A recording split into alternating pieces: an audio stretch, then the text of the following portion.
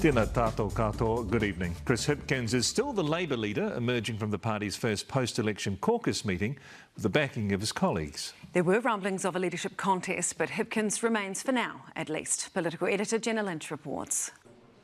Flanked by his friends, facing up to the harsh reality of an electoral punishing. We're picking ourselves up again. It's been a pretty brutal weekend. A brutal verdict from the public. He lost out on the top job, and immediately questions began swirling around whether Labour would let him keep his leadership. Are you still hungry to be in politics? I'm not done with politics yet.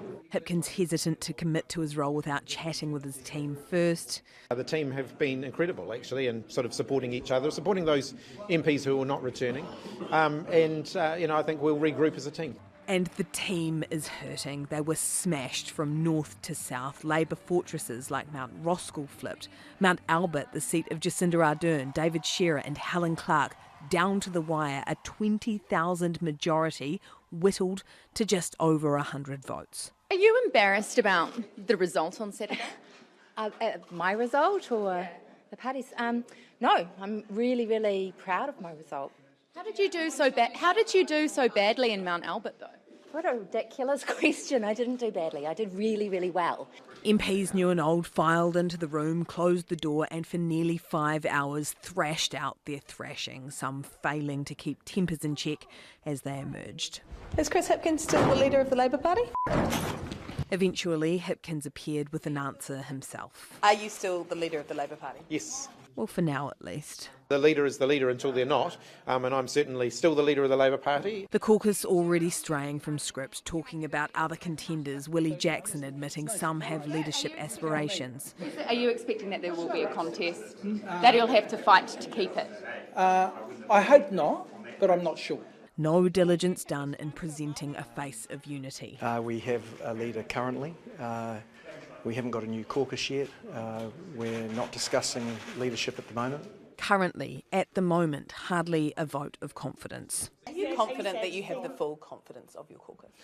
Look, I'm the leader of the Labour Party, and as I indicated, that's not even something that we're going to, to contemplate properly until we've got a final result. Kieran McAnulty is often floated as an heir. Would you completely rule out a run for leadership if the position became open? Absolutely. I'm not at all interested. But the position remained filled today. And I don't expect the caucus to rush any decisions on the future either. I think we do need to take some time to make sure we reflect properly on the election result. Labour tore itself apart during its last turn on the opposition benches. Andrew Little pieced them back together and dished some advice to the new lot.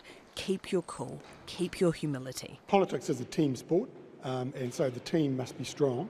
And there are difficult times and challenging times. This is one of them, and so there needs to be a good conversation about it. But it's not on the basis of kind of ripping each other apart. The reflecting will take some time, even if losing was an inevitability. Did you know at that point that you were going to lose the election? Look, you always live in hope right up until the last moment. Now living in hope, Labour can keep it together. Well, Jenna's with us now. Kia ora, Jenna. Hard day for Labour. What's the mood of the caucus?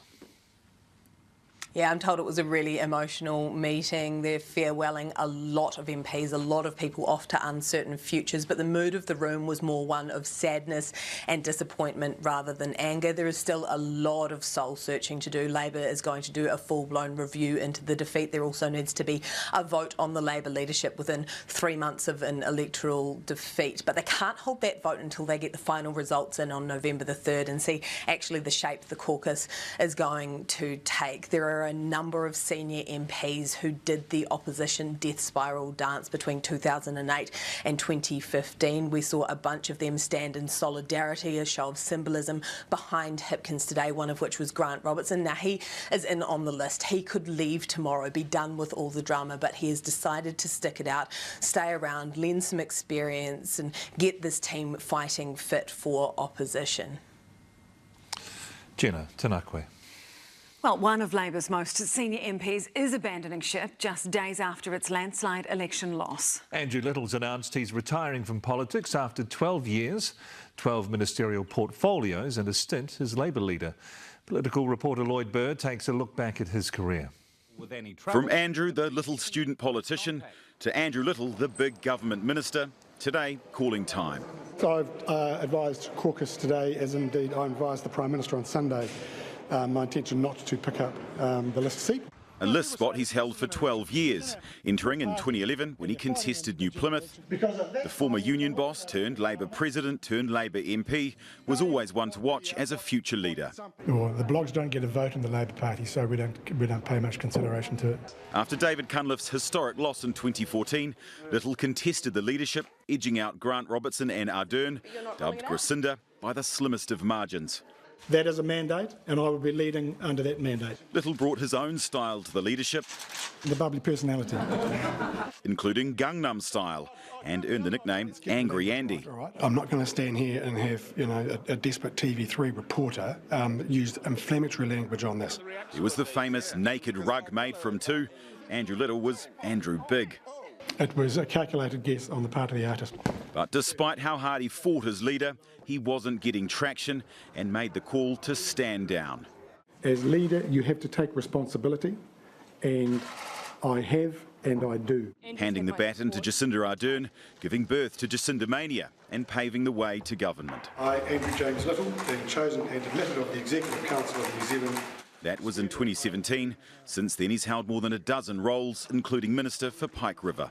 That was a massive injustice to those workers. Just one of many reflections he made today, including the future of the party. We have incredibly talented people in the party, many of whom have had the experience of 1 or 2 terms in Parliament. They are the face of the future, and we've got to let them come forward and to flourish. He plans to flourish in new ways too. No plans except to hopefully go back into the law, so now taking steps to get my practicing certificate. The law, lawns and lazy Sundays for a man little by name but not by legacy. Lloyd Bird, Newshub.